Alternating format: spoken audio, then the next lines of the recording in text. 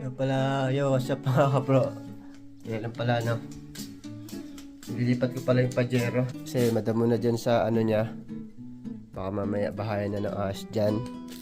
Dali natin dun sa shed.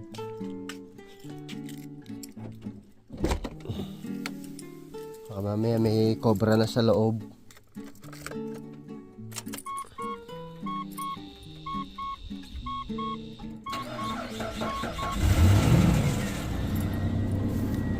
Painitin lang natin ng konti bago natin ilipat.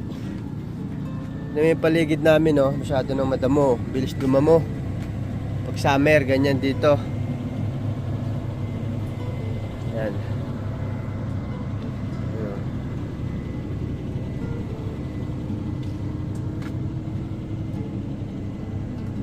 Pasok tayo sa loob, ako bro. Ilipat natin.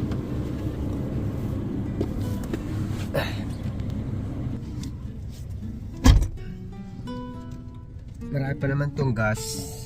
Ayan.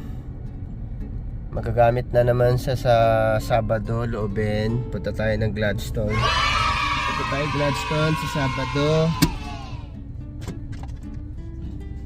Wala yung isang ano ko.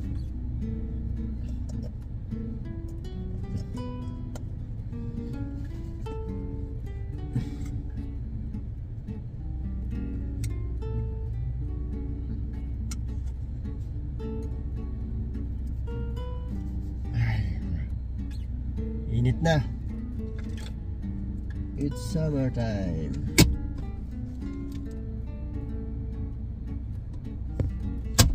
Namiss ko rin itong i-drive.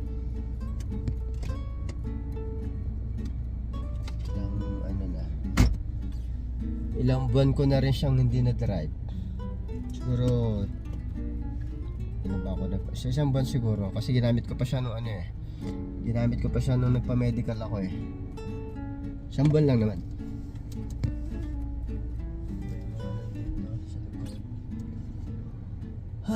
Namiss ko yung amoy ng Pajero. So pwede na siguro mga kabro. Tara. Huwag na tayo mag seatbelt. Ito lang naman.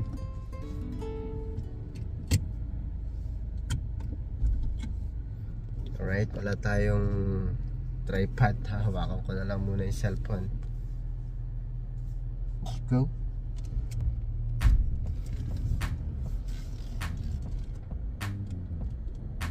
Ikot lang naman tayo mga kabro.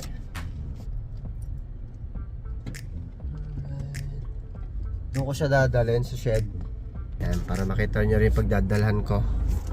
Yung shed namin na malapit na matumba.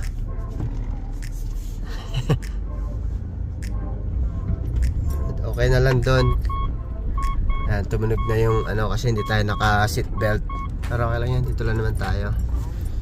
Yung shed namin na nakatabingi na. Okay na siguro dito kaysa dun sa damuhan. Kasi baka mamaya pasukin ng ahas. Dito kasi iniwasan ko yung sa taas. Kasi minsan pag natapat dyan, tinataihan ng mga ano, tinataihan ng mga wakba. Hop, yeah. Hirap linisan. Okay na siguro dyan.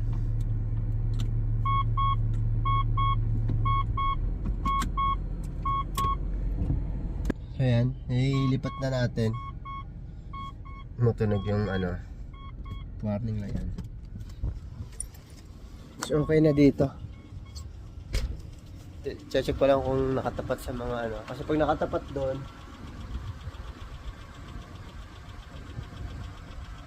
naapunan kasi ng ano yan, ng uwak paggabi. Pag natapat dyan, ako maliligo ng tae yan, hirap pa naman linisin.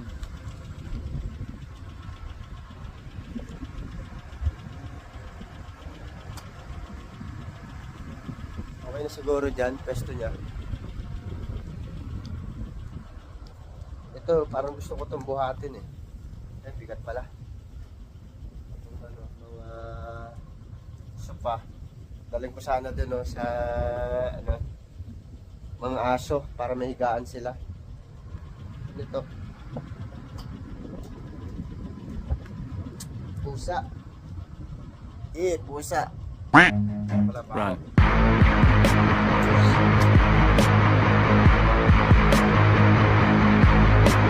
Kaya mga kabro, nilipat ko lang yung Pajero. Pero hindi ko masyadong tinapat doon sa mga apunan.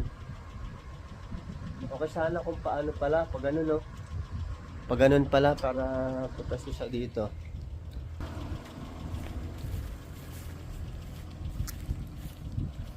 Dapat pag ganito pala. Oo, pag ganun. Para sakto lang doon, oh. Tara, ilipat natin. Sunod natin sa ayos.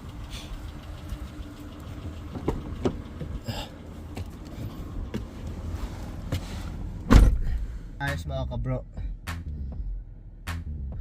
Para hindi nakabalagbag.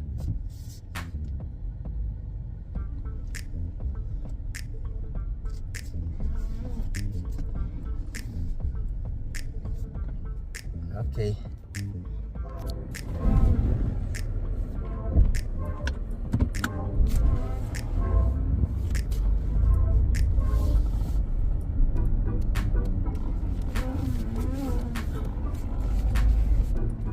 Diyan, natin, pasunod natin.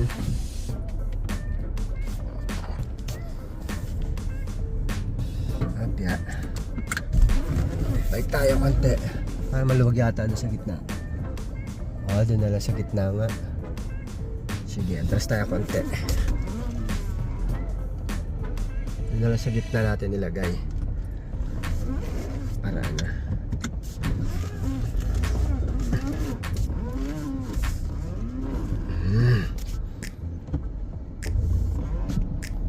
Yan.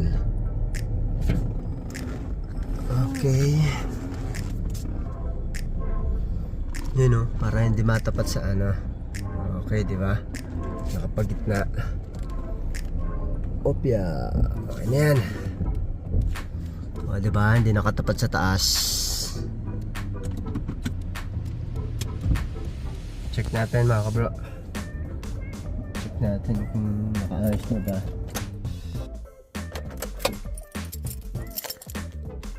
Ay. Okay na to. Mas okay dito. Uwang kasi. Sakto lang naman yung lapit. Anong halaman to? Tumubo. Parang pwedeng itanim sa harapan Okay na yan nakalinya siya dito. Nakalinya siya, diba, sa taas. Hindi na matataihan.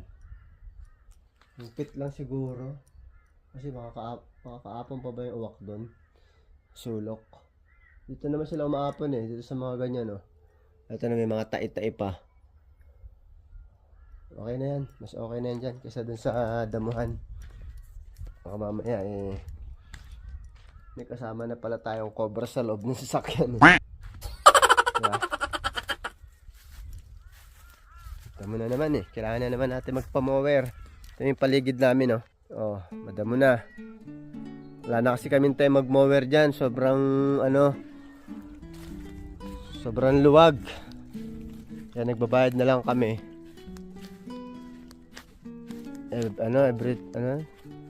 Depende dun sa may nagmo-mower kung ilang beses siya mag-mower sa every fortnight, mga ganun. Okay na rin.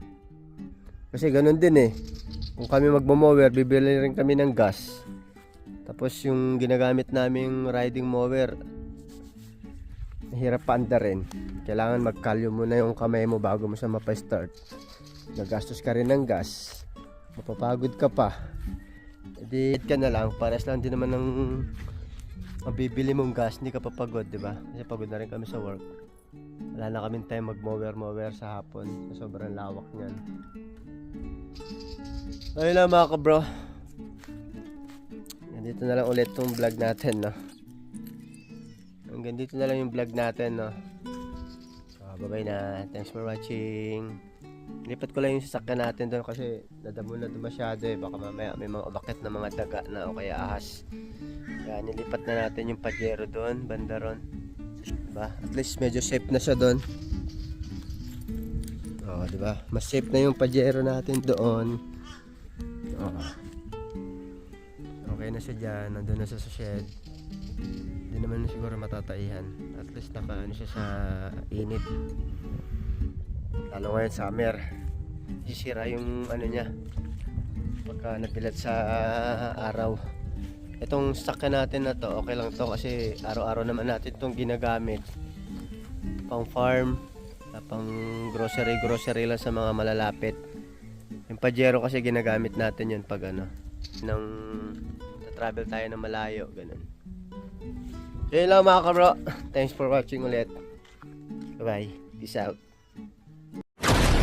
I came from the mud. There's